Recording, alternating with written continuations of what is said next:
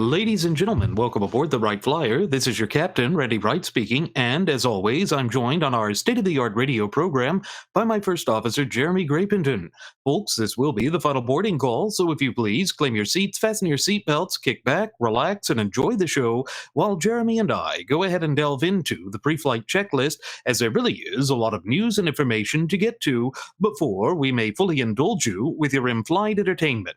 Well, ladies and gentlemen, one of the things that we've seen come to the forefront in these most recent news cycles is the way that the left has been reacting to Donald J. Trump's alleged push to remove us from the Paris Climate Accords. Now, folks, what all of this is about that fairy tale, about that hoax and doom and gloom theory of the so called man made global warming, where apparently releasing cow farts into the air somehow magically poisons the planet and makes us go up by 0.008.2 degrees. You see, folks, all of this is nonsense. It's part of the reason why Jeremy and I have a bit of an inside joke that it's all global flattening, because it makes as much sense as saying that the globe itself has deflated, that penguins are exploding, that cartographers are part of some big grand Bilderberger conspiracy theory. You see, that's what the left is operating on. However, on the right, we're seeing something that's a bit bizarre as well. We're seeing claims that Trump has actually removed us from the climate accords. Yet, looking at the fine print, we see that essentially it wouldn't take effect until 2020, right at the time that he's vying for re-election, should he choose to seek to run for the highest office in the land again. And he's already come out and said that he's willing to renegotiate, to go back into it. You don't negotiate on things that are based on outright lies. But you see, that doesn't cross the minds of those who are the pom-pom waving cheerleaders for Donaldolph Julius Caesar Trumpolini. They always come out there and project him as having some big plan, some big, grand, overarching thing, and that we, the little peons, just can't see the whole picture.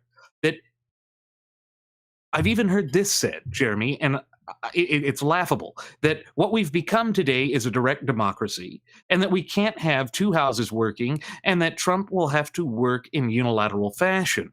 Again, what this shows is there is just this almost giddiness to try and distance and divorce ourselves from the clear and concise language within the four corners of the supreme law of the land, which, pursuant to Article 6, Clause 2, what is known in the common American vernacular as the Supremacy Clause, is none other than our shared United States Constitution.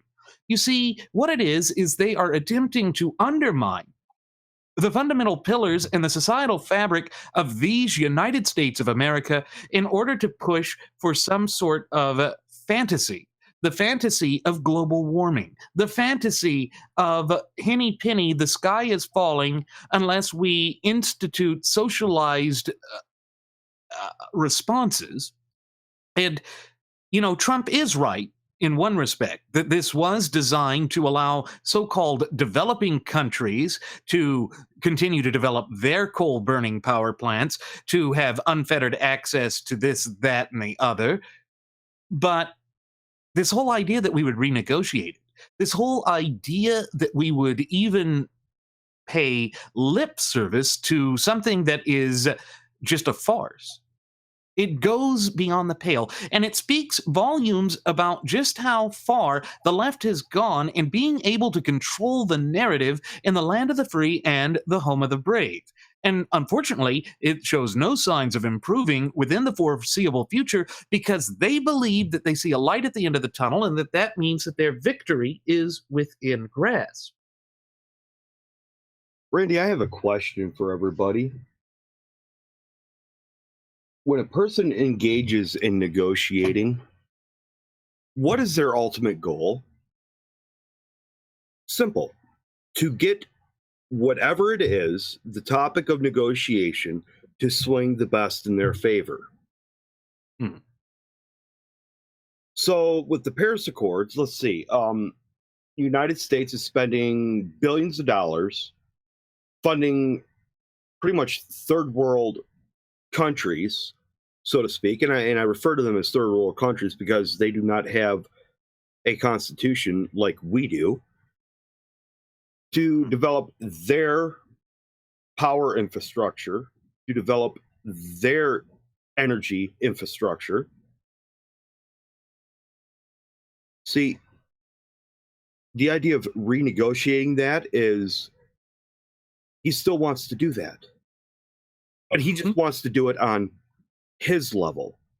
He's always talked about, oh, I'm the best deal maker, this and that. I guarantee you, Randy, Donald Trump could stand before either one of us or numerous other people that we know and try to negotiate some kind of a deal to where, you know, everybody mutually would like to have whatever the topic of negotiation is, whatever widget it is. Okay.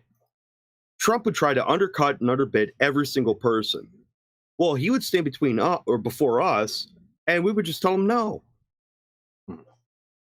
And there's nothing he would be able to do about it because he is not the master of deal making. He is not the artist of the deal.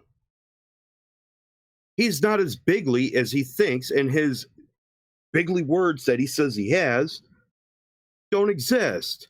You know, just ask the wizard Kwafifi and Kwafifi the Strong. That's all you have to do. Okay?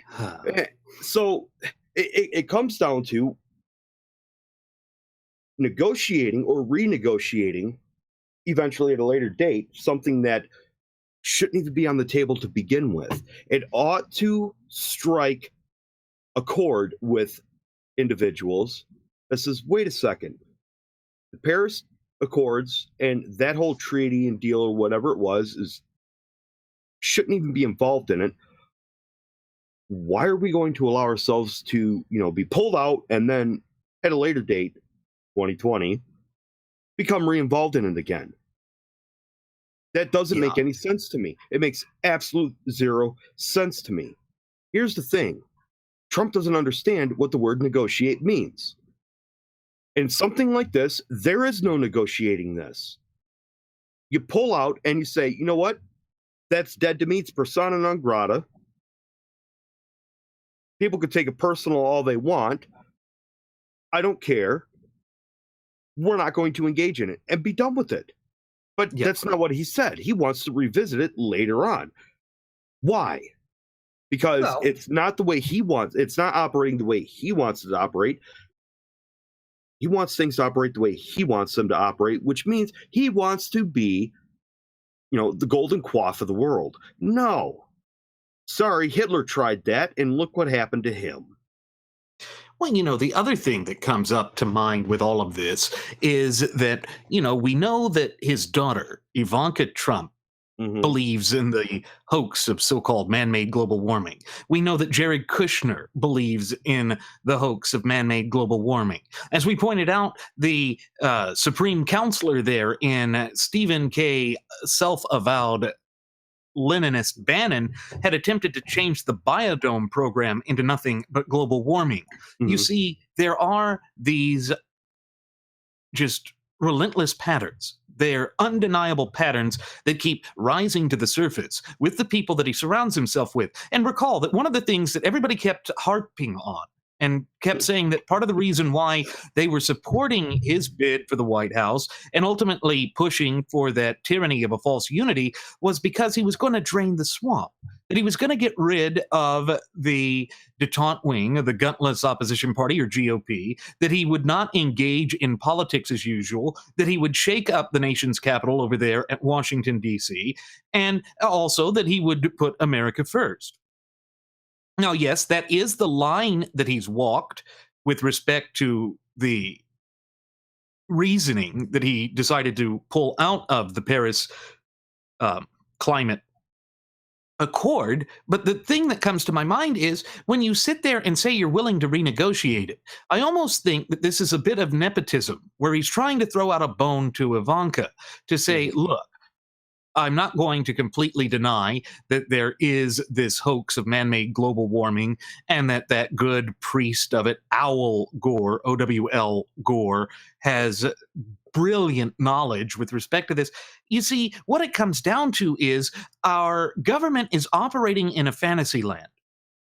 And the reason they're operating in a fantasy land is they're doing everything in their power to further distance and divorce themselves from the clear and concise language contained within the four corners of our shared United States Constitution.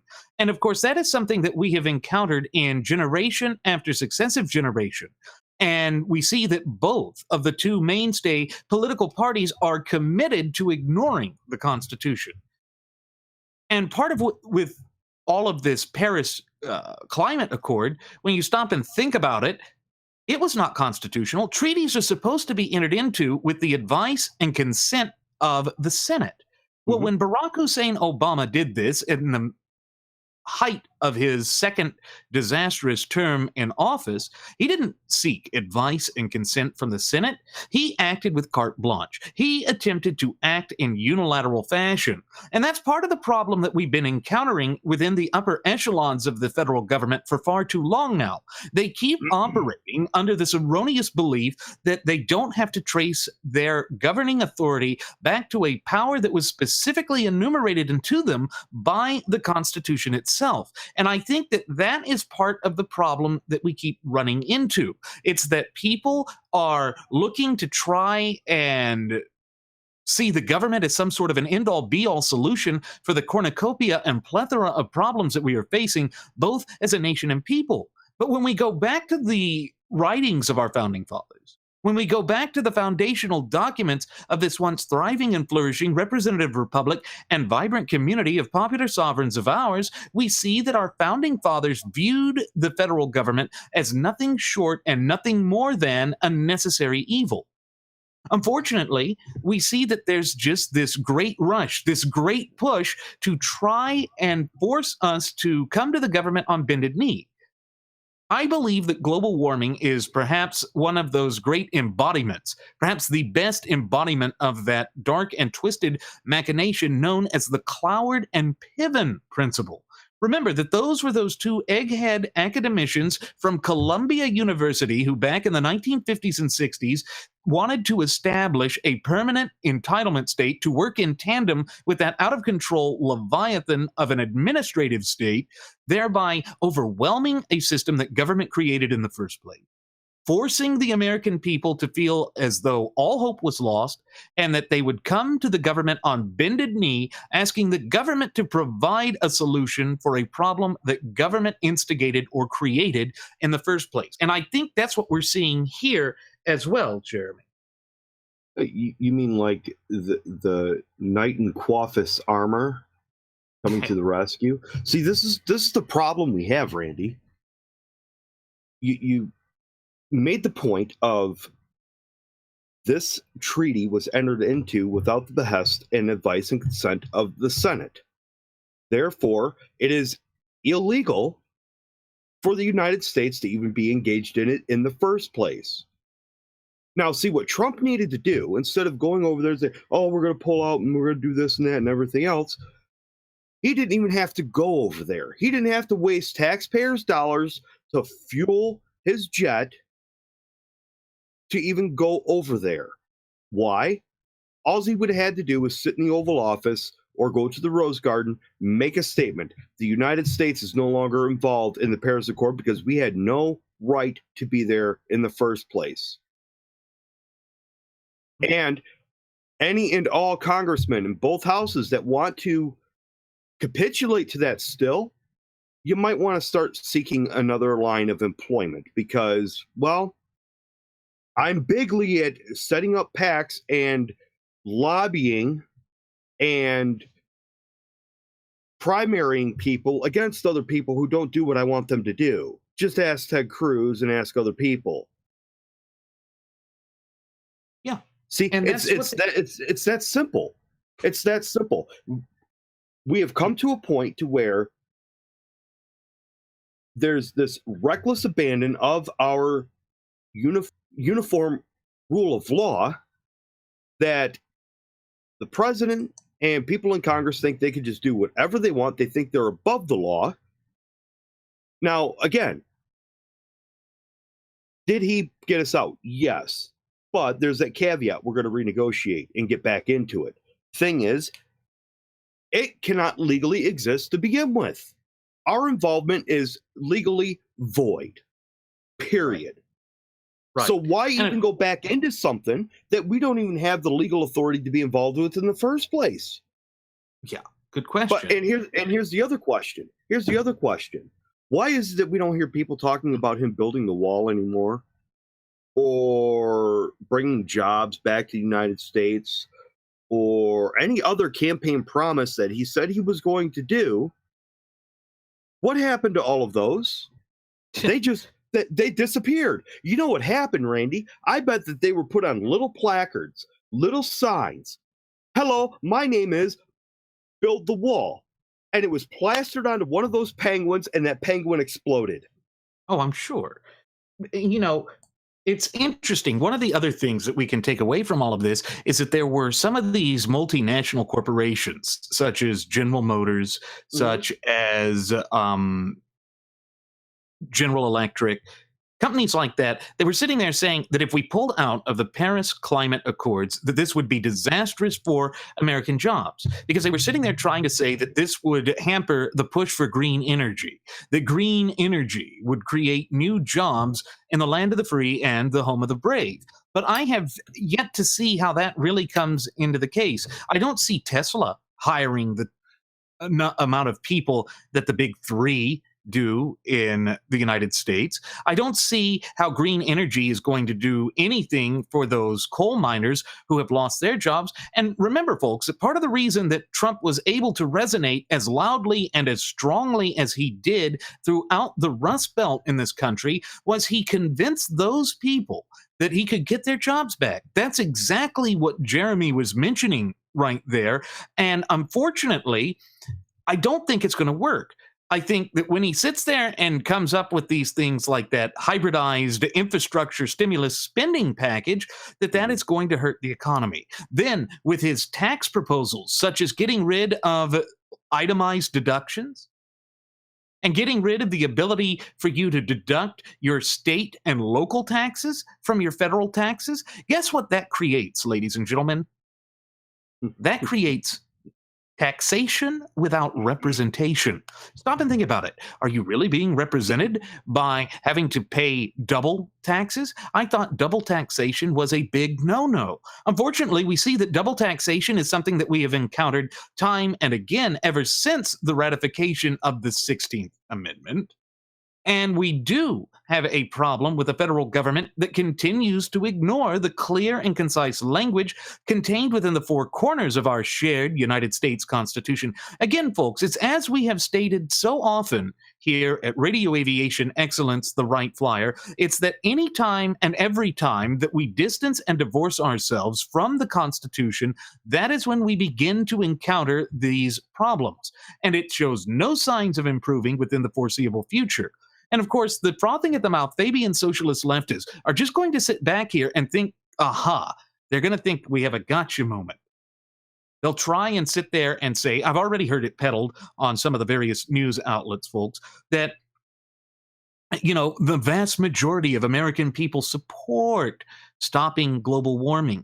And what this is going to do, it's going to stop the temperature rise by 0.0017 degrees. It's some ridiculously minuscule amount. And yet it would cost us trillions of dollars to stay in it because we would be the only ones walking back anything. We would be the only ones having to sacrifice anything. And so, yes, Trump is right in saying that it was a bad deal for Sure. the United States, but it's a bad deal that was based on a faulty premise to begin with. Global warming is not settled science. I don't care how many of the climatologists try and sit there and say that it's settled science. NASA has shown in its things and its satellite readings that has not been the case. And the Navy, as our first Air Marshal, Mr. Nelson Ward, has pointed out in one of his social media outlets there, has been receding, not expanding. But remember that the doom and gloom, henny penny, the sky is falling nonsense that they kept foisting out there, that they keep using as their emotionally driven drivel to try and tear this nation asunder, Well, is that the emotions are rising. here's the thing. Look at Trump Mar-a-Lago down there in Right. Florida. You'd think that if this was actually the case and he actually believed that, in any way, shape, or form, even Ivanka believed that the ocean levels are going to rise, why would he even acquire that property to begin with? Well, it's the same with Al You Gore think, and his yeah, coastal home. yeah, sure. But Randy, I want to go back to something that you mentioned with General Motors and GE and all these other international corporations saying Mm. that pulling out is going to be detrimental to having American jobs here.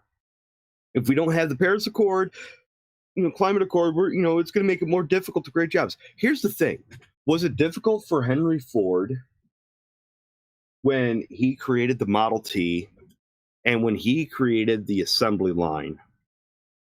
Was it difficult for him? Did he have to have any kind of governmental legislation put into effect for him to take an idea and put it into place and make a product?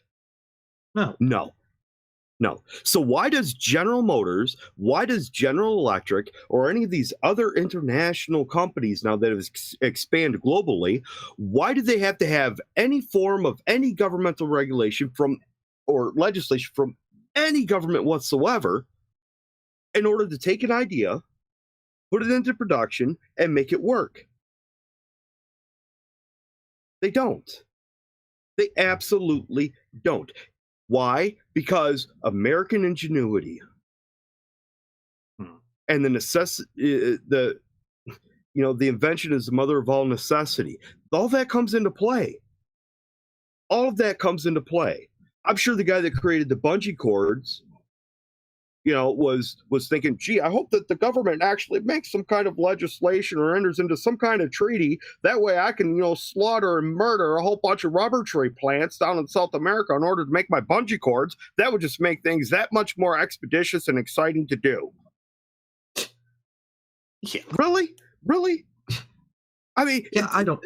these individuals that actually make these statements, folks, if there was any kind of global warming or any kind of emissions being exhausted from any kind of port of any living being that is detrimental to our atmosphere, it's these people opening their mouths.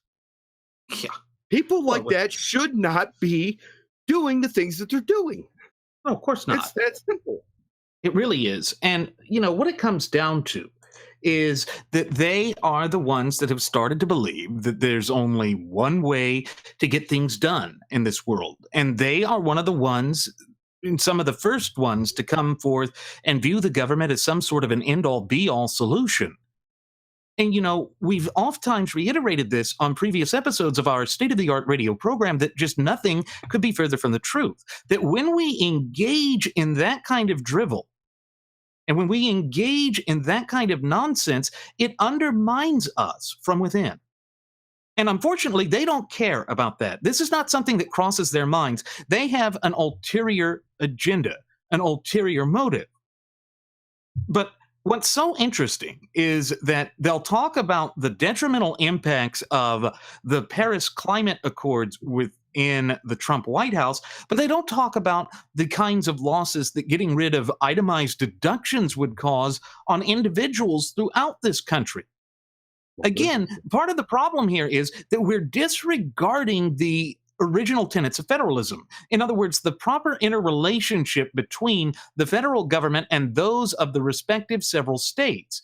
And unfortunately, that is something that shows no signs of improving within the foreseeable future. Both of the mainstay political parties are continuing to fuel and feed this leviathan of an administrative state. And folks, Make no mistake about it, this is something that got its origins with the Republican Party. It was Theodore Roosevelt that really Mhm. initiated the push for this modern leviathan of an administrative state that continues to haunt us to this very day. We're talking a period of about, round or about, 20. 113, 14 years. Yeah. It's got to stop. The madness has to stop, because the longer that we allow this to go forth unchecked and unchallenged, the more difficult it is going to be for us in our capacity as United States citizens to place this nation back onto the path to prosperity. And that should be the end goal of each and every one of us. It's not that we want to, quote unquote, make America great again, because that argument erroneously presupposes that the United States ever once ceased being great. But we're certainly not prosperous like we once were. And what is the root cause of that? This out of control Leviathan administrative state.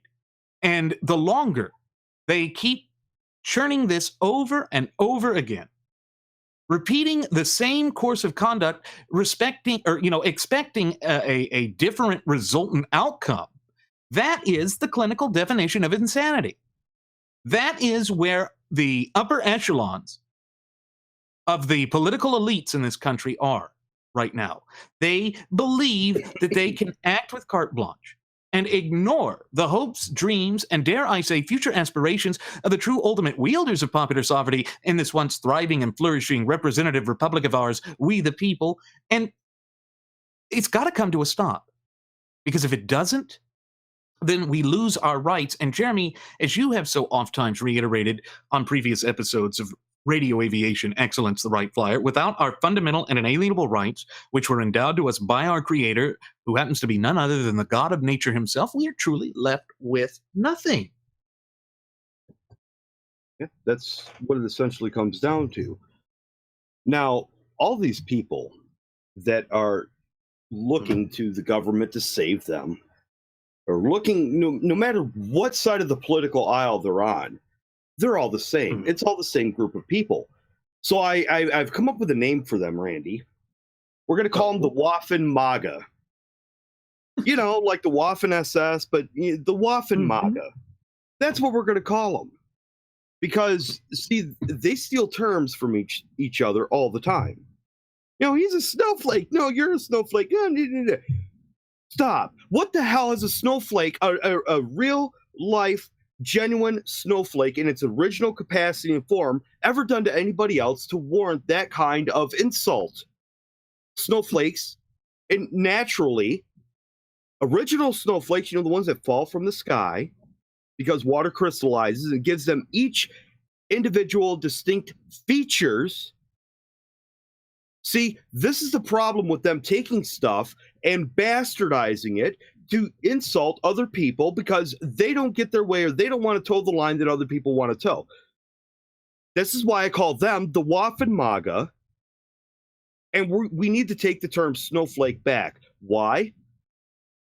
Because as constitutional compositionists and originalists, a snowflake, again, has a distinct set of features that are not duplicated in anything else. In other words, individualism. Individualism. So all of these, little Waffen MAGA, quaff boots, they want to keep, stomping and goose step into all this other crap going on both sides, because they're no different from each other. They are no different from each other. But yet they want to call people that don't toe their line to their agenda snowflakes, because we see Trump for what he is. We've proven what Trump really is prior to him even getting the nomination and winning the election. But yet people don't want to see it. Oh, you just hate him because he won and blah, blah. No, we don't hate him. We loathe him. Right. He is not constitutionally fit to govern us, we the people. That's just the way it is. That is the facts. And what's somebody going to say? Oh, well, the Wright Flyer, Randy and Jeremy, you guys are like the testosterone-driven versions of Kathy Griffin. Shut up. Yeah, Just no, shut up. We're not. And the reason that we're not is we don't want the man to fail. We want the man to go back to strict adherence to the clear and concise language contained within the Constitution. That is He the fails, we only all way fail. that we can practicably hope to place this nation back onto the path of prosperity. And again, that is our ultimate goal here. It ought to be the ultimate goal of every decent, hardworking, red blooded American citizen from coast to coast and border to border in the land of the free and the home of the brave. Unfortunately, we see that we are working against our best interests. We have started to look to the government to have all of these supposed messianic figures in them that will somehow magically ride down on a cloud from providence above and save us from the cornucopia and plethora of problems we face. But here's the thing, it goes right back to this point that I made at the opening of today's program. And that is that when you're trying to find a solution for an issue that is not even existent, it's going to lead to failure each and every time because it has no connotation or connection with reality. It is just a way to try and create some sort of a grand redistributive scheme. That's all this global warming crap is. Why do you suppose it's the socialists that are pushing global warming as hard as they are? Why is it people like Angela Merkel in Germany that's pushing it so hard? Why is it that it's not those that believe in our fundamental and inalienable God given rights? It's because those types see through it. They see it for what it really is. They understand that it is not something that works for us, that it is not something that will be beneficial to the American people. And again, kudos to Trump for actually saying that the Paris Climate Accords are bad for America. But boo on him for attempting to say that we need to go back and renegotiate it. That's like sitting there saying, we've extracted the cancer, except for one part, so that maybe we can go back in and rediscuss things with cancer. Maybe cancer will be beneficial. Maybe cancer will be willing to listen and will be willing to not kill us. And, it would be lacking in compassion to completely kill cancer. I mean, cancer has feelings too, right? Mhm. This is the madness that we see. And it's something that is getting worse and worse. And the fact that it's being propagated by both sides of the political aisle is part of the reason why I believe so many have become alienated and disenfranchised with the entire American system of polity. They look at these politicians and they wonder exactly what the hell is it that they're doing? What in the hell is it that they are proposing that is truly beneficial to the ultimate wielders of popular sovereignty, we the people of these United States of America? Well, the answer to these rather rhetorical questions should be both open and obvious. They're not doing anything that is beneficial to the American people. They're not putting our hopes, our dreams, and our future aspirations first. They're working for their own ulterior motives. And unfortunately, that has come to dominate the arena of American politics, and it's become election cycle fodder. And part of the problem that we have right now, folks, is that we have essentially allowed the modern system of American polity to devolve into a mere spectator sporting event. So that we become pom pom waving cheerleaders shouting rah rah shish kumbah, turning a blind eye to each and every time that either side of the political aisle, so long as it is our own side, distances and divorces itself from the supreme law of the land. Remember that one of the things that the father of this nation, George Washington, lamented about in that prophetic farewell address of 1796 was that if we allowed ourselves to break down into disparate and competing factions, that we would lose sight of what truly matters in this country. And what truly matters in these United States of America, in the land of the free and the home of the brave, is our Constitution. Why? Because as the old adage goes, the United States of America is a nation of laws and not of men, meaning equal protection and due process under the law, meaning that the proper scope and application of government is outlined and mandated by the Constitution itself.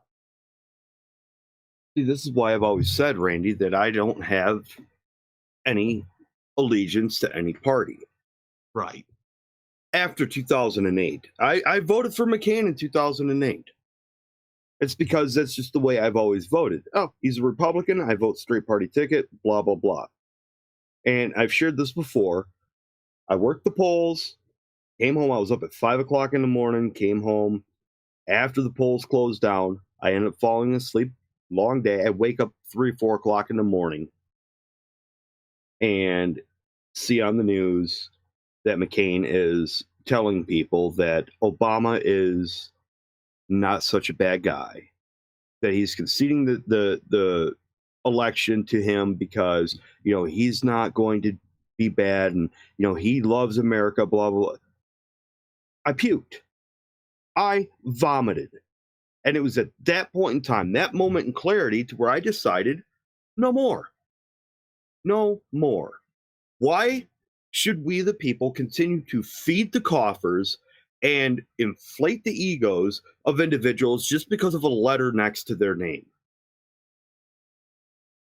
If they really want to be true in what they say, then they need to drop the letters next to their name. If they feel that they need to have a letter next to their name so that they're emotionally and mentally sound with it, put the letter C next to your name for Constitution.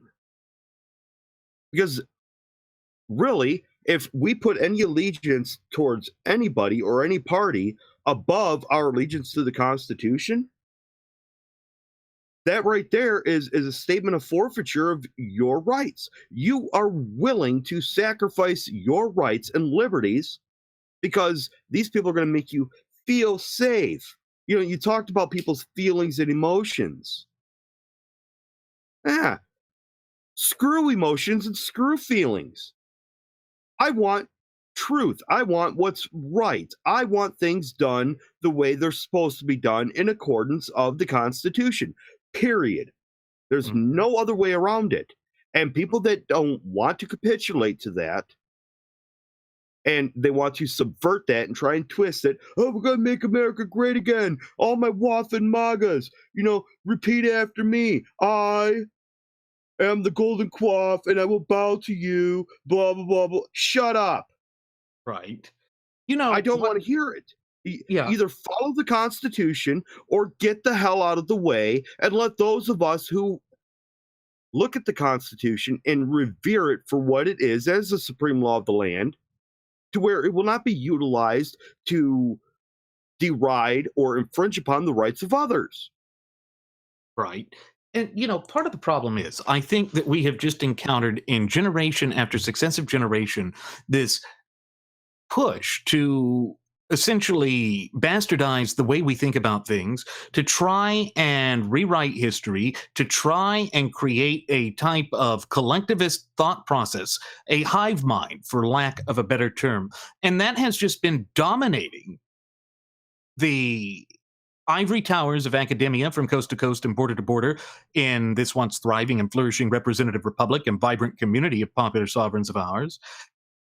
And we see that people are just so willing to turn over to this stuff, to believe that which isn't true. It's as the great visionary Zygmunt Dobbs warned in his magnum opus of Keynes at Harvard, that the frothing at the mouth Fabian socialist leftists would infiltrate all of the pillars of either popular culture, education, the government, what have you, and that they would incrementally and incessantly and meticulously begin tearing this nation down from within. And part of the way they do that is they walk both sides of the aisle. They put out this white and black propaganda, as Goebbels said in the Principles of Propaganda. They try and control the narrative from every waking moment till the moment that we lay our heads down upon our pillows to close our eyes to sleep. And at the same time, they overburden the American people using tried and true, albeit threadbare, tactics and strategies such as divide and conquer and going down the lines of the Cloward and Piven principle. They do all of this with the explicit purpose, with the explicit design of tearing America apart from within. You know, Jeremy, you and I have been accused of being distracted by what we see for ourselves, by delving into the claims that are being made, by trying to root out the truth, because the truth always has a way of shining through and always has a way of getting rid of all the subterfuge, all of the obfuscation, all of the nonsense. But because it is against Trump, or because we question the motives of Trump, as Trump has not given us any reason to believe that he truly is engaged in the best interests of the American people, that is the distraction. But no, the distraction is these fluff terms that they use. The Well, distraction is sitting there walking on both sides of an issue, attempting to make the people believe that he stands for one thing or all things at any given time. That's like the Ministry of Deception from the magnum opus of George Orwell, 1984. Remember that's what Winston, the main character, worked for. yeah. You know, above and beyond that, we've been accused of taking this personally, Randy. Well, you're Right. damn right I take it personally. I take it personally when my rights are being attacked, or when somebody who is elected is not doing what they said that they were going to do, and they open the door for just a little monicum of a chance of my rights being attacked. You know, it reminds me, and some of our viewers, which by the way, Randy, we have a new viewer chiming in right now, Aaron Singh. He says, I believe he said Trump he would re-enter the accord to show they would not renegotiate. They are the gimme state of mind. Well, here's the thing. If, again, as I mentioned earlier on the onset, if Trump really understood how these things worked, he would have made a speech from the Oval Office, or he would have made a speech from the Rose Garden, or even from Mar-a-Lago, I don't care where, from, on the golf course if need be, on the ninth hole. The United States is no longer going to be giving any money to the Paris Accord because the treaty was unconstitutional to begin with. Done. Very Right. simple. Done. This flows right into something else we've talked about with the repeal and replace of Obamacare. Oh, we're going to get legislation. Why throw money into something that cannot constitutionally exist to begin with? Yeah. It's simple. Obamacare or the Affordable Care Act is unconstitutional. Therefore, as executive officer of the United States, it is my job to make sure that the laws are followed according to the Constitution. Obamacare is unconstitutional. We don't give any money to it. All funding for Obamacare stops right now. Period. Yeah. That is all they have to do. It is very simple, Randy. Yet these people, they want to sit around, and it's as you said, their guy won. So anybody that opposes them is, divulging into their own self-made distractions, and they're taking it personally. You know what? I take it personal when my rights, and I take it even more personal. Aside from my rights, I take it more personally when my fellow citizens' rights are at risk. It reminds me of in the movie The Dawn of Justice, Batman versus Superman, when Bruce Wayne is sitting there with Alfred down in the Batcave, and Bruce Wayne is pushing this thing that says, look, he can destroy this whole entire planet in the blink of an eye, at a whim, and nobody could stop him. If we allow him, speaking of Superman, to even be able to have that chance, we have to have something to safeguard against that. Well, guess what, folks? People are trying to put Trump up as Superman, or any other president as Superman. With all their drivel and all their white and black propaganda that they keep pushing, they could do no wrong. That's their hero. That's their savior from the sky. That's come down and is going to save everybody. Mhm. They had the same viewpoint about Obama. They had the same viewpoint about George H.W. Bush, same viewpoint about George W. Bush and Clinton, and so on, all the way back to Calvin Coolidge. It stopped with Calvin Coolidge. Prior to Calvin Coolidge, it went all the way back to more probably Jefferson. Yeah, I know. Somewhere in there, we could probably throw in James K. Polk too. But you know, the point is, our kryptonite that can take down the anybody that wants to completely destroy everything that we hold near and dear to our hearts is our Constitution. Period. And if Mhm. we don't embrace that, we don't understand that, and we push it aside, again, you are willfully neglecting your authority as an ultimate wielder of sovereignty, and you are putting everybody else's rights at risk because you want to feel safe. Screw your feelings. You do not have, there's nothing in the Constitution that says that having feelings, your feelings not being hurt or you being offended, is a right. Right. You do not have the right to not have your feelings hurt. I don't care who you are. Period. Mhm. Yeah. And, it's as we've said throughout the course of today's program, we give him credit where credit's due. I applaud him for taking the step to try and move out of it, particularly when there is all of this hysteria on the left.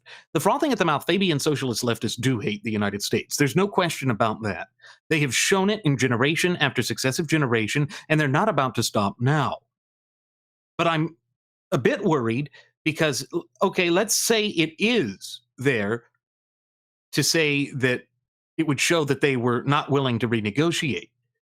Well, here's part of the problem.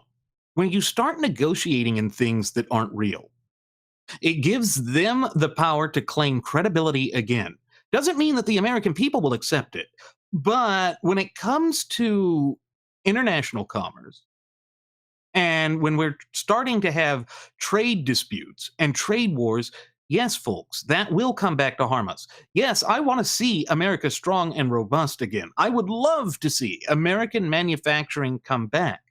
But the way that we have to do that is by getting rid of the whole notion of the hoax of man made global warming. Because the longer that we keep giving credence to that, the longer that we keep even giving it this sort of modicum of acceptance or of credibility, it creates this uneven playing field for us.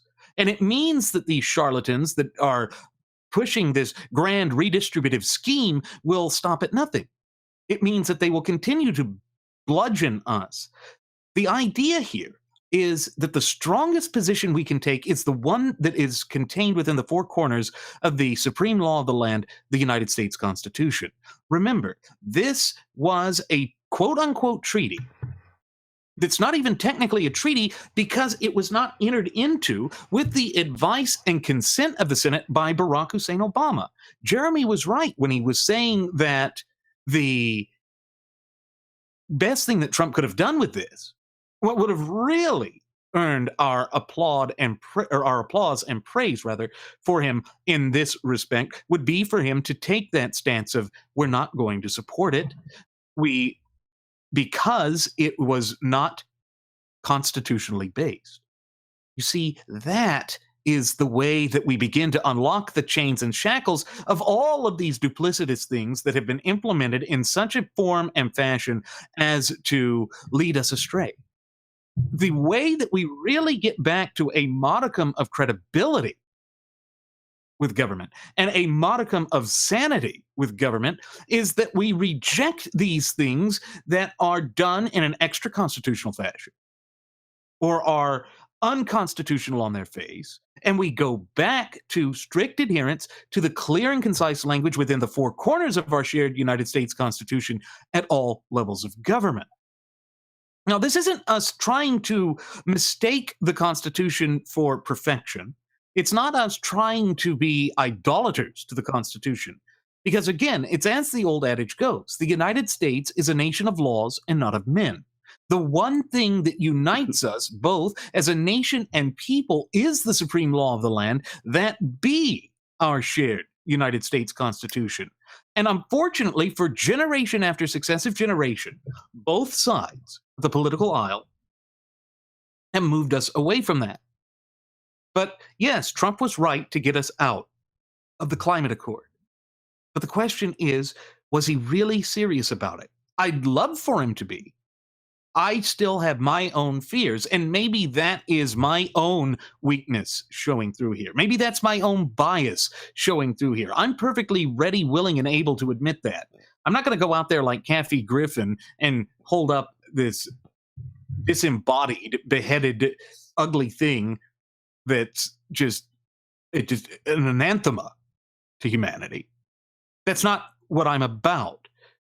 But I am going to sit there and do whatever I can to hold anyone and everyone who holds a position of responsibility and of power within the government accountable for their words, deeds, and actions. Just as I would expect everyone to hold me accountable for my words, deeds, and actions, just as I'm sure Jeremy would expect the same. Well, again, Randy, people want to say that, we're idolizing the Constitution. Well, here's my response and retort to that. See, it's impossible for anybody to idolize the Constitution. Because in order to do so, you would have to put the Constitution higher than what it is. Meaning you would have to put the Constitution higher than the natural law tenets. You can't do that. There was one individual that tried to do that in the history of known existence. His name was Lucifer. See, he tried to put himself above, higher than God, saying he was more powerful than God. God's, yeah, you think so, huh? Get out. In fact, go to hell. Is pretty much what God said. So, given the fact that our Constitution is rooted in natural law tenets, okay, and understanding the natural law tenets, understanding what the commandments are from God, thou shalt not have any other gods before me. I mean, meaning idols. It's impossible for someone like me, or for Randy, or our first Air Marshal Nelson Ward, or anybody else who understands the inner working knowledge and meanings and intents of the Constitution. Well, you could do it because, you can create your own religion under the First Amendment. That's not what that means. It means you have the freedom to practice religion as you see fit. And seeing that my religion of Christianity means that I follow the natural laws of God, God's law, that includes following the Constitution. Can I use my rights in the Constitution to browbeat and disparage anybody else? Absolutely not. Why? The Ninth Amendment prohibits it. Now, Aaron is chiming in again. Thank you, Aaron. We greatly appreciate your participation in this. As you join the ranks of others that have come on. He says that it's a religion. I'm assuming, Aaron, you're talking about people looking at the government to save them. Warming. Yeah, global warming and global warming. All the facets pertaining to that, and everybody that creates it. It's like a cult.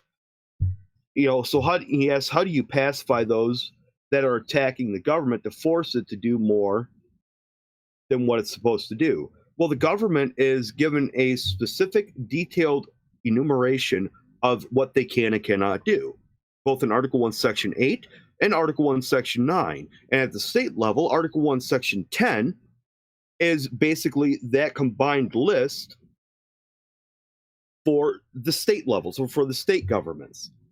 And Aaron has a great thought and a great suggestion: start teaching civics. The problem with that is you have the revisionist history, you have the moral relativism and indoctrination of the youth and political correctness that prevents anybody from doing that. Now, are there some schools in some small towns across the United States that still do teach history and civics the way it's supposed to? Yes, but they're few and far between, and they are a dying breed. They are slowly become going the way of the dodo bird. But Mhm. why? Why?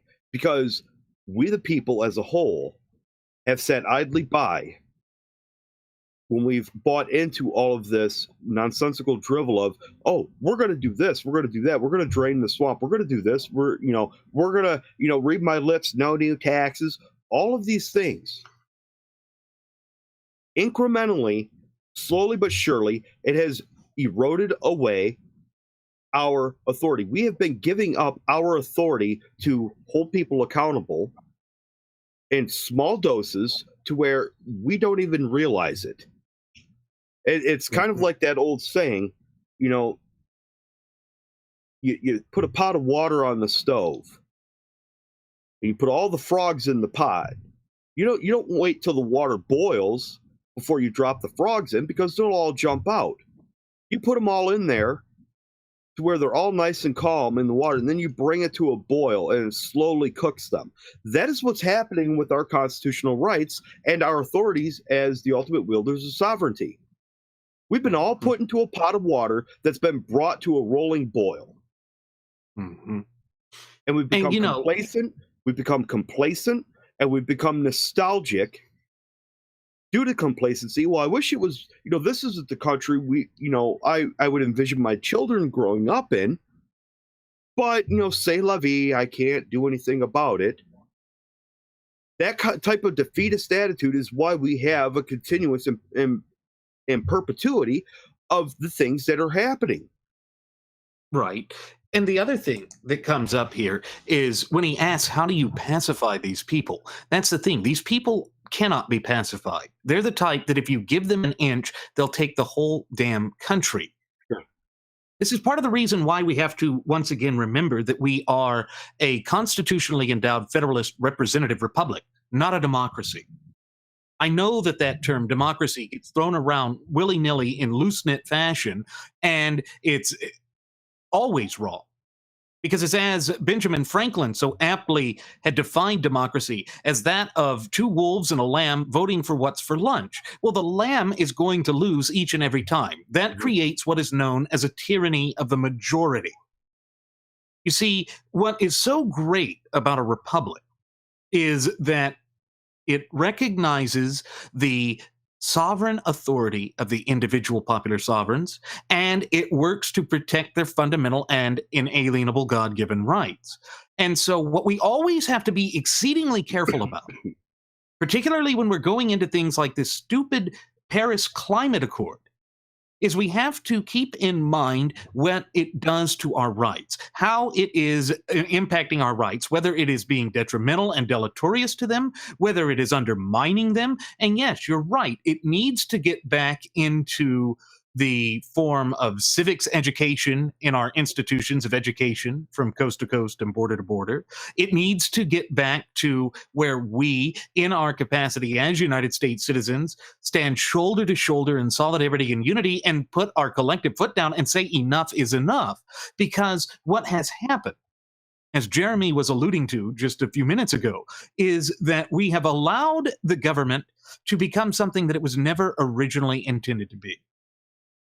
And it's not that we have necessarily allowed it, it's just that throughout the generations, that slow incremental push for it was how we would reach the point where we'd wake up one day and realize we're not living in the land of the free or the home of the brave anymore. And in fact, it's as the father of our shared United States Constitution, James Madison, so aptly put. He said that it's not going to be through one sudden spell swoop that we face the greatest danger of losing our rights. Rather, it is through the gradual, incremental usurpations and the gradual abridgments and encroachments upon our rights that we will lose them. And of course, these frothing at the mouth Fabian socialist leftists, who are the ones that are truly championing this drivel and hoax of so called man made global warming, they are Fabians. Remember, the Fabian Society traces its origins back to 19th century Great Britain, and they embraced the iconography of a wolf in sheep's clothing. Why? Mhm. Because they wanted to have the ability, and the capability to intermingle with and disperse themselves among the upper crust of society, to then slowly ratchet up the pressure and begin undermining the societal framework and to unravel the societal fabric, thereby leading us astray, thereby slowly but surely replacing our constitutionally endowed Federalist Republic with some sort of Fabian socialist dystopia torn straight from the pages of an Orwellian nightmare. You know, Thomas Jefferson comes into play here as well. Because all of those things eventually lead to one detrimental thing, not only for the United States, but for the entire world: tyranny. And Jefferson said it best: all tyranny needs to gain a foothold in this country or in this republic is for people of good conscience to remain silent.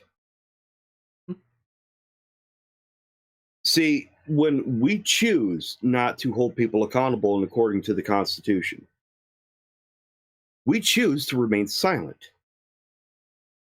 When we choose not to speak, we are then speaking deafening and voluminous words of, here we are, we surrender our rights, we surrender this to tyranny, go ahead, round us up, do what you have to do. Failure to act is the worst action in and of itself. And see, we can even bring this all the way back to a small monicum, and I've used this before with regard to a home invasion. You're awoken in the middle of the night to the sound of breaking glass. Dogs are barking, if you have dogs. If not, whatever the case is. There's an intruder in your home, hell-bent on doing nothing but mass destruction and death to you and your family, while pillaging everything you've worked hard for.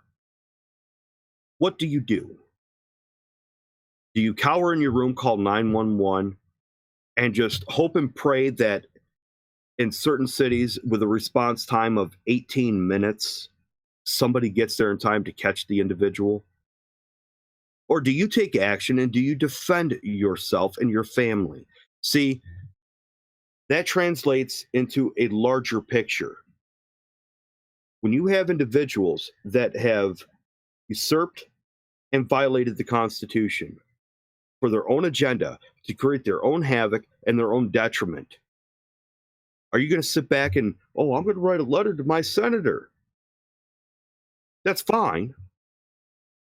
But how long is that going to take for the issue to be resolved? You have to take action. You have to become vocal about this. You have to say, enough is enough. No, we're not going to allow this to happen.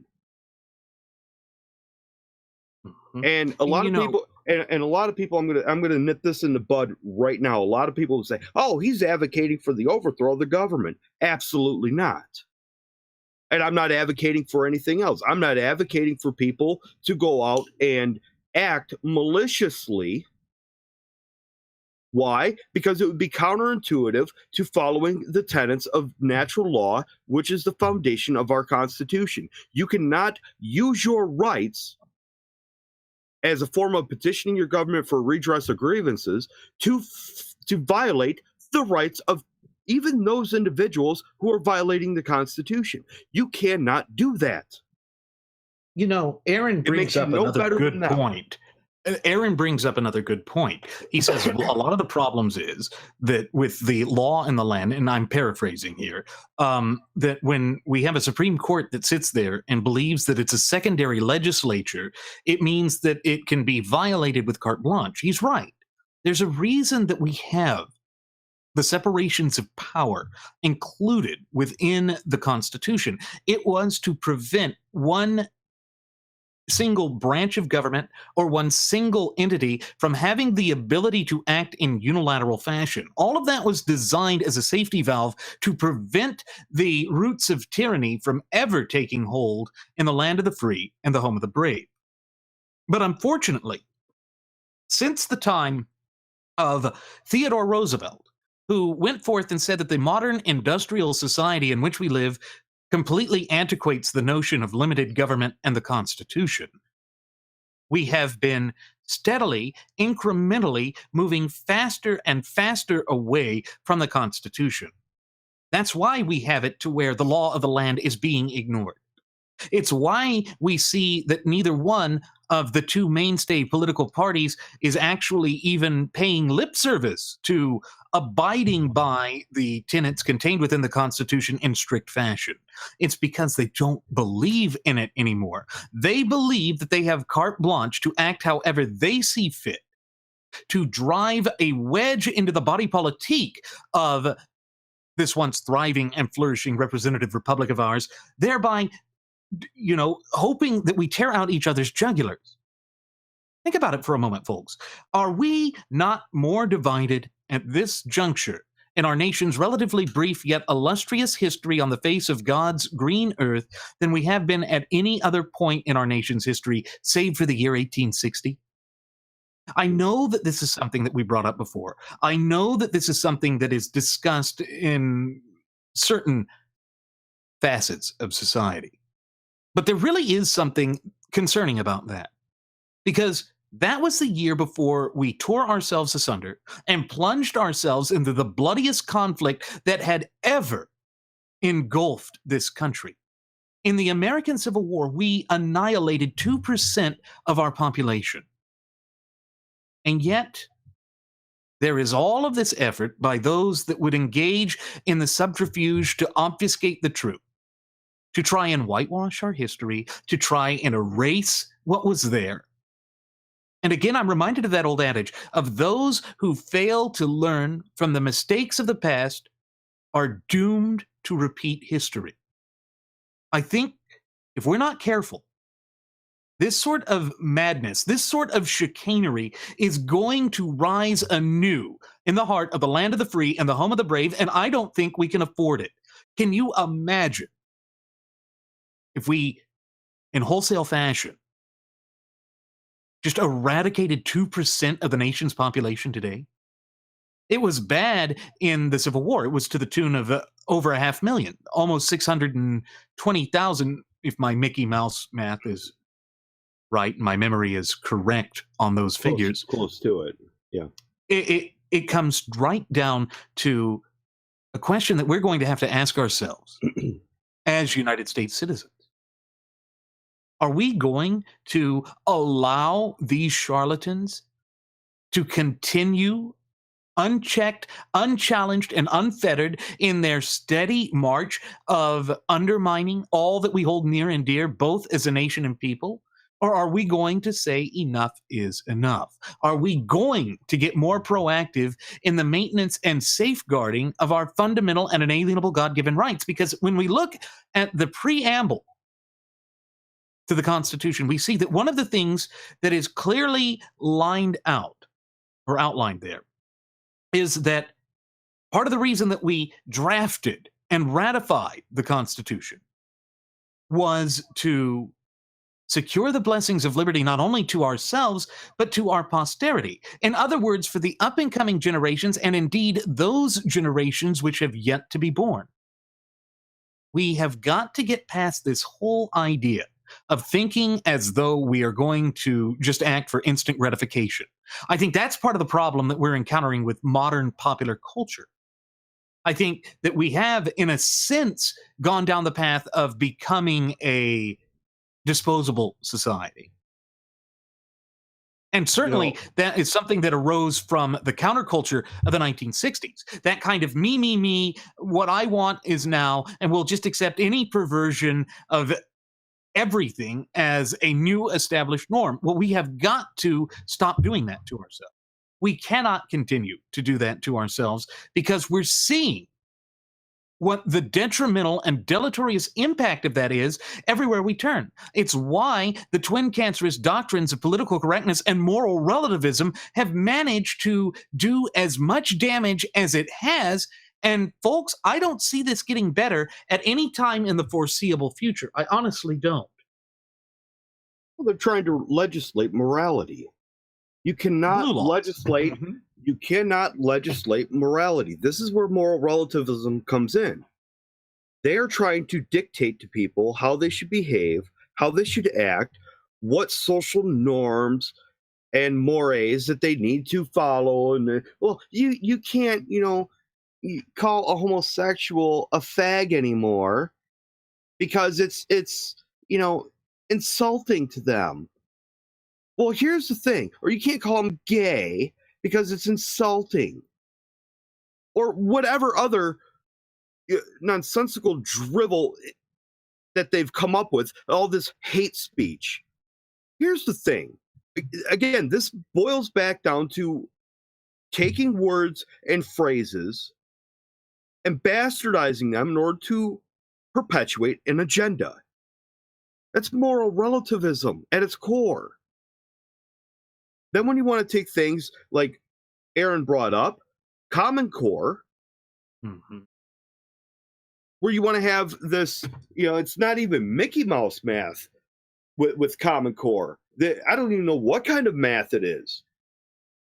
You want to sit there and you're dumbing down the children. This is purposely designed to attack that line in the preamble regarding our posterity. See, they've fingered it out to where if, hey, we can't get the people that are already adults thinking for themselves, so we're going to come up with indoctrination of the youth. We're going to have the youth, since they're going to hit that age of rebellion anyways, we're going to get them when they're young and be counterintuitive to everything that their parents, who are free thinking individuals, for the most part, not all of them, because the vast majority of them have actually, oh, well, that sounds good. It's going to make my child feel all happy, put a big smile on their face. Really? Again, people have allowed their emotions and their feelings to dictate their logic. Well, guess what, folks? Weak individuals allow their emotions to dictate their logic. Strong individuals use their logic to dictate the emotions of the weak. That's how it works. We have to be strong individuals. Why? Because when we use our logic that is rooted in the Constitution, it's an empowering thing. And that is our goal here, is to empower individuals. When you're empowered with the knowledge and understanding of the Constitution, it creates a sense of logic when you understand it. You can't do this because this is violation of the law. This is the supreme law of the land. I don't care what the Supreme Court says. Just because the name of the moniker Supreme is attached to the court, it doesn't make it higher than the supreme law of the land. Again, bastardization and absolute molestation of words and their meanings. You cannot continue to allow this to happen. When we do, and we forego any modicum of knowledge or understanding of the Constitution, we are setting ourselves up for failure. More so, we are setting our children up for failure. I'm a parent. I don't want to see my children or grandchildren fail. So I will do everything that I can to make sure that they don't fail. If they don't want to listen to me and they want to reject my advice and my teachings, then that means they have to learn the hard way. That's called tough love. We all use it, but we would do anything and everything for our children to make sure to endure their safety. By enduring their safety, it is incumbent upon us to teach them what it means to truly be safe. Exercising your rights and utilizing them, understanding them to maintain your liberty and the liberty of other individuals is ultimately what makes you safe and free.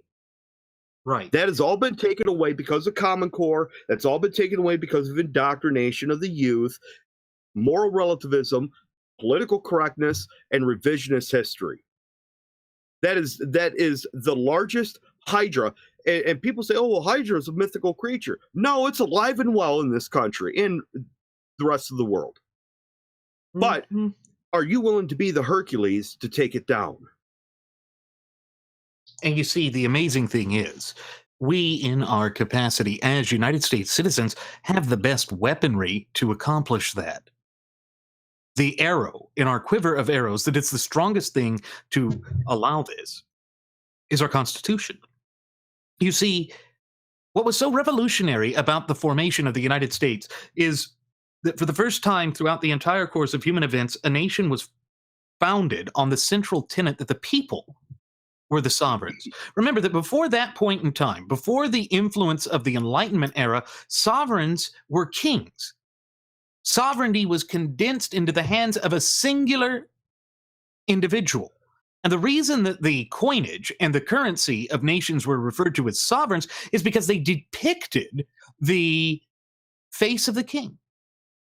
Now, this whole notion of the supreme law of the land, it actually traces its origins back to that little muddy field of Runnymede in England back in the summer of 1215, when Like, King John of Robin Hood infamy was forced by the baronage or the landed elites to sign the Great Charter or Magna Carta.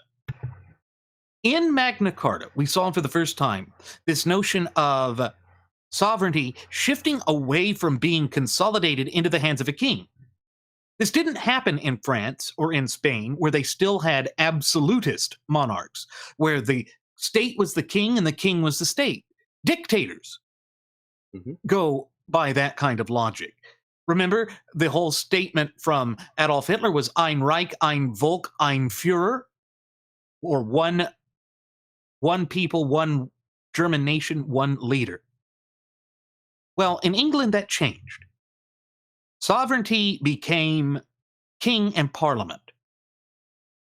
But our founding fathers took it to the next logical step. Our founding fathers took it to its greatest extent, that the true sovereigns are the people. That is why it says in the preamble, we, the people of the United States of America, do ordain and establish this Constitution for the United States of America. And it laid out all of the reasons why. And unfortunately, this has been ignored, and it's continuing to be ignored. And every time that it is ignored, it is plunging us ever further towards that precarious cliff that is, we're threatening to teeter on and fall over into the abyss of tyranny, despotism, but above all, oppression. And so again, it falls upon our shoulders and our shoulders alone in our capacity as United States citizens to keep abreast of what's happening, to question what's happening. Do we question Donald Trump? Yes. We questioned Barack Hussein Obama. We questioned George W. Bush. It is good to have healthy skepticism because, as Reagan put it all those years ago, the most frightening words in the English language is, I'm from the government and I'm here to help. And we even 9 times questioned out of Reagan. 10, yeah, yeah. And whenever that comes to the forefront, you always have to question the motive of government. Because government is not some benevolent benefactor. Government is not some end-all, be-all solution for the problems that we face. Unfortunately, far too many have fallen into a mindset that they're comfortable with that. They believe that, oh, it's just too hard to take a stance for ourselves. But I'm reminded again of another old adage. Nothing in life worth having ever comes easily. That is something we're going to have to recommit ourselves to. That is something that we are going to have to embrace in the land of the free and the home of the brave if we truly want to see American prosperity come to the surface again. And Aaron's right in that we need to teach it again. Yes, we're going to have to teach it in an individual capacity. We're going to have to exert our influences over the ivory towers of academia from coast to coast and border to border in this once thriving and flourishing representative republic and vibrant community of popular sovereigns of ours. And yes, I fully realize that that's far easier said than done. But you know what? If there's any people on the face of God's green earth who are truly capable of doing this, it's the American people. We've overcome every hurdle, obstacle, and adversity that has ever been erected in our path throughout our relatively brief yet illustrious history. But it is going to require that we exert an effort. Gee, Randy, wouldn't that contend that the United States of America is still great? Has never It ceased would. to being great? I think it would. It would. I think it would. Now, you and I both have done those things. We have taught the Constitution to people. We have taught history to individuals at just about every level in our professional careers and in academia. Now, when I say in academia, I'm not referring to us as actually teaching, classes at any level of education, but rather attending classes and holding individuals accountable for their statements that they've made pertaining to history. You have done it. You've shared your stories on doing it. I've done it. I've shared my stories on doing it. I encourage everybody to do it because it's empowering. Okay. And when I say it's empowering, I don't mean that in the sense of, inflating yourself with an ego, becoming, a know-it-all or having to be right on everything you say, an expert, so to speak, in anything that you do. But the fact of the matter remains that when you have the correct knowledge and you put it out there, regardless if people are receptive of it or not, when you're correcting somebody or holding somebody accountable, and when they say, and here's one of the stories. In one of my college classes, I posed a question we were doing group work, and I posed a question to one of the individuals in my group. I simply asked him, who freed the slaves? First words out of her mouth was Abraham Lincoln. I said, you're wrong. The professor happened to be standing there. And the professor says, no, she's right. I says, no, you're wrong as well. And I had no problem doing that because the simple fact was that the end of slavery, all slaves were considered to be freed when the 13th Amendment was ratified on December 15th, 1865. How is it that Abraham Lincoln could have freed the slaves when he was dead 9 months prior, 8 months prior to the day? I said, it's an impossibility. Mhm. An absolute impossibility. Well, he gave the notion. Well, okay, he may have had the notion, but here's the thing. Abraham Lincoln also said that if I could save the save the Union by, Mhm. Without freeing a single slave, I would do it. I'd do it. But if I could save the Union by freeing every single slave, I would do it. Lincoln was on the fence regarding slavery. And see, that was never taught in schools. That's a part of history that was omitted. And if it's omitted and they continue to omit it, eventually it becomes forgotten. This is the part of indoctrination and revisionist history that is detrimental. They purposefully leave things out so that they become forgotten and not taught anymore, so that future generations, and again, this is how they attack the posterity of this country, future generations are never told it, so they are led to believe that it never happened, that it's a myth. Another big myth is regarding Memorial Day that just passed. A lot of people think that Memorial Day is, well, we're going to have cookouts and, it's a great time for family to get together and have fellowship and, barbecue and all this other stuff. No. And I would encourage every listener to go over to our Blogspot page and read the article that Randy has penned regarding Memorial Day, the history of it, how it began. When you have mothers and daughters that were widows of soldiers, both of the Union and Confederate Army, coming together and laying wreaths at their graves in order to honor them on both sides. People want to talk about solidarity and unity. Oh, we stand in solidarity with France. No, wrong. That's not how it is. You want solidarity for all these terrorist attacks? Go and take care of the terrorists, which again is one of the things that Trump promised to do and yet still has lifted a finger to do it, along with building the wall and bringing jobs back and all of these other things, all of these fake promises. And we Well, he certainly hasn't had hope enough that he time. does. He and absolutely. Again, as you stated, we don't want to see him fail. Why? Because if he fails, then we, the people, fail. But here's the thing, all these people still make excuses. Well, he said, he hasn't had enough time. You got to give him time. First, it was, oh, you got to give him a chance to get elected to do it. Then, oh, he said he's going to do it within his first 100 days. Well, it's been long past his first 100 days in office. Well, he hasn't had enough time. They want and want and want. They want everybody to give them an inch so they can take a mile. It's not happening. Where is the accountability supposed to begin? Well, that's the thing. We have entered into an era where I think it's safe to say that it's post accountability. That was certainly one of the things that Barack Hussein Obama wanted to do.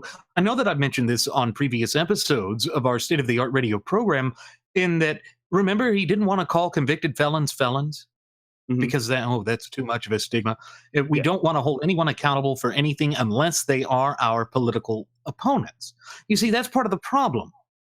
When we allow our system of polity, meaning our political system, our republic, and our electoral process, to devolve into a mere spectator sporting event, where we're seeing it as a party allegiance as opposed to the overarching good for these United States of America, that is where part of the problem comes in. It's because we start looking at things in a very nuanced way instead of looking at the big picture. And it's very difficult to look at things at a big picture in modern America because the various elements, whether it be education or the information media outlets, and even to a lesser extent, to, conservative media such as talk radio, they are so wedded to a particular agenda that they just stay on the agenda, stay on that point, but don't think about what is important for all of us. What is it that is truly unique to the United States? You see, American exceptionalism is not just some abstract notion. What American exceptionalism is that revolutionary notion that we, the people, created this nation and that we, the people, are the true ultimate wielders of popular sovereignty in this nation. Unfortunately, we've been getting away from that. And that both sides have started to fall victim to this idea of just championing pet causes. We've always heard the term, oh, well, he's just a single issue voter, or she's just a single issue voter. Well, there's only really one single issue voter that really counts. And it ought to be the only issue that any of us do, and that is we vote the Constitution. Because guess what? If you become a single issue voter on the issue of the Constitution, you are thereby voting on an all encompassing platform, something that runs the entire gamut of every issue that takes center stage of importance in the land of the free and the home of the brave. And so, again, that requires that we all foster that fluent and working knowledge and understanding of our shared United States Constitution, and thereby our fundamental and inalienable God given rights. And Aaron's right. We need to get back to having civics taught. We need to get back to spreading the true knowledge of the real history of the United States. And Aaron, one of the ways that we do that is by discussing it and by debating it, even having civil discourse, which, again, I want to sit here and thank you for participating with us today, for contributing, for even giving us greater depth to discuss what is going on in this country. This is why we do the show, folks. It's to empower you. And we really do want to thank you for that. Now, folks, with that said, it is time for us to begin our descent. I'm going to go ahead and send the flight attendant back with one last round of alcohol. If all of a sudden she starts talking about accords about the temperature of your drink raising by 0.0127 degrees, push her out of the plane. We don't need that nonsense here. She's just supposed to pour you alcohol. As always, folks, I'm your Captain Randy Wright, and I've been joined on our state-of-the-art radio program by my first officer, Jeremy Grapington. Should you have any questions, comments, concerns, or even topic suggestions, please feel free to interact live with us, as Aaron has and others have, or to leave a comment in the comment section after the show's done processing, or you can hop over to our Google Plus page and leave us a line, or even our Facebook page. But on top of all of this, we invite you to follow us on Twitter with the Twitter handle at Radio Aviation EX. One more time, folks, that's at Radio Aviation EX. And there you will find the departure board that lists my personal Twitter account, as well as the personal Twitter account of my first officer, Jeremy Grapington. You will find the Blogspot account, which is just chock full of useful information. And then there's the Cafe Press account. Jeremy, why don't you tell them just a little bit about the Cafe Press account? Well, I can tell you, folks, that the Cafe Press account is not like that of having to call into Lush Bimbo or Sean Wannity's show to where they only want people to call in so that they can inflate their own numbers. See, we're not looking for numbers to inflate us. We're not looking to grow our audience because we want the numbers on YouTube and like all these other YouTube individuals. No. We want the numbers that will send a resounding response to those individuals who want to violate our Constitution. And what better way to show your support that you are one of those numbers than to take a look at our apparel there, where we have hoodies, t-shirts, hats, bumper stickers, license plate covers, and even shot glasses that you can use during our shows when you accompany us, and eventually when the flight attendant wants to pour you a nice chilled drink that, again, as Randy stated, if it is not chilled to a proper temperature, push her out of the plane. Take a look at those things, folks. Grow our numbers if you like. If not, we're still glad to have you. And thank you for your patronage. Again, folks, thank you for choosing to fly the Wright Flyer. We hope to see you again next time. Please do